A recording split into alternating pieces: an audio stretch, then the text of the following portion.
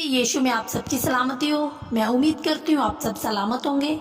मैं खुदा का शुक्र करती हूँ जिसने मुझे ये मौका दिया कि मैं आपके साथ खुदा के कलाम में से कुछ शेयर कर सकूं, और ये उसका फजल है कि उसने मुझे इस काबिल किया। आपके साथ बातचीत होने की वजह कलाम खुदा में से एक सवाल जिसको हम सब मिलकर सीखेंगे। हम देखते हैं उत्पत्ति 2 बाब और उसकी 17 आयत। वहाँ पर लिखा है कि आदम, जिस दिन तूने ये फल खाया तो उसी दिन मर जाएगा। लेकिन जब हम देखते हैं उत्पत्ति 5 बाब और उसकी 5 आयत, तो वहाँ पर लिखा है कि आदम 930 साल जिंदा रहा। तो आज का सवाल मेरा ये है कि खुदा ने आदम से कहा था कि जिस दिन तूने फल खाया तो मर जाएगा, लेकिन आदम 930 साल कैसे जिंदा रहा? इस बात को समझने के लिए आप मेरे साथ निकालें नए नेम में से एक वर्ष, ताकि हम इस सवाल को आसानी से समझ सकें। हम देखते हैं इब्रानियां 4 बाब और उसकी 12 आयत। वहां पर लिखा है कि खुदा का कलाम दोधारी तलवार है। खुदा के कलाम को दोधारी तलवार इसलिए कहा गया क्योंकि खुदा का कलाम रूहानी और जिस्मानी दोनों बातें करता है। हम देखते हैं उत्पत्ति 2 बाब और उसकी 17 आयत। वहाँ पर जो खुदा के कलाम की बात है वो खुदा के कलाम की एक साइड है, और वो साइड है रूहानी साइड। जब आदम ने फल खा लिया तो वो रूहानी तौर पर खुदा से दूर हो गया, और खुदा का जो जलाल उस पर था वो जलाल उससे हट गया, और वो रूहानी तौर पर रंगा हो गया। और जलाल के हटने से ही आदम को पता चला कि मैं नंगा हूँ। इससे पहले भी वो नंगा था, मगर उसको ऐसा कोई भी मसला नहीं था। मगर जैसे ही उसने फल खाया तो खुदा का जलाल उससे हट गया, और वो आदम रूहानी तौर पर फल खाते ही मर गया, और जो खुदा का जलाल उस पर था उससे वो अलग हो गया।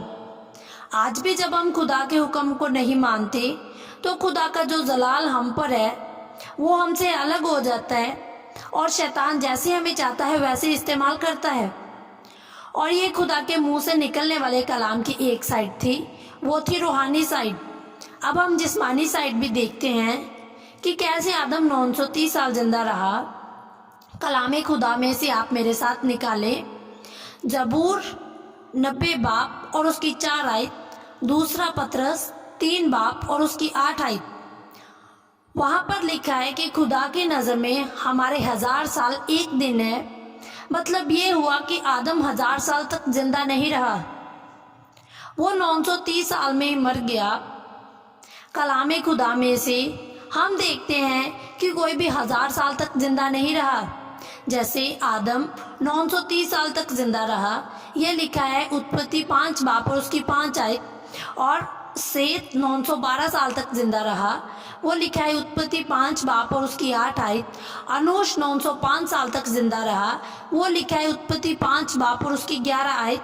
केनान 910 साल तक जिंदा रहा, वो लिखा है उत्पत्ति 5 बाब और उसकी 14 आयत। यरद 962 साल जिंदा रहा, वो लिखा है उत्पत्ति 5 बाब और उसकी 20 आयत। मेथुसला 969 साल जिंदा रहा, और वो लिखा है उत्पत्ति 5 बाब और उसकी 27 आयत। और लेमिक 777 साल तक जिंदा रहा, वो लिखा है उत्पत्ति 5 बाब और उसकी 31 आयत। और नूह 950 साल तक जिंदा रहा, और वो लिखा है उत्पत्ति 9 बाब और उसकी 29 आयत। और ये सब 1000 साल से पहले ही मर गए। मतलब ये कि जिस दिन ये पैदा हुए उसी दिन ये मर गए। खुदा की नज़र में उसी दिन ये मर गए। आदम जिस दिन पैदा हुआ उसी दिन मर गया, जैसे कि खुदा ने कहा था रूहानी और जिस्मानी तौर से। मेरी एक बात हमेशा याद रखिएगा, आप सब लोग जो मेरी इस वीडियो को देख रहे हो, खुदा जो कहता है वो होकर ही रहता है। हमें समझने में गलती लग जाती है,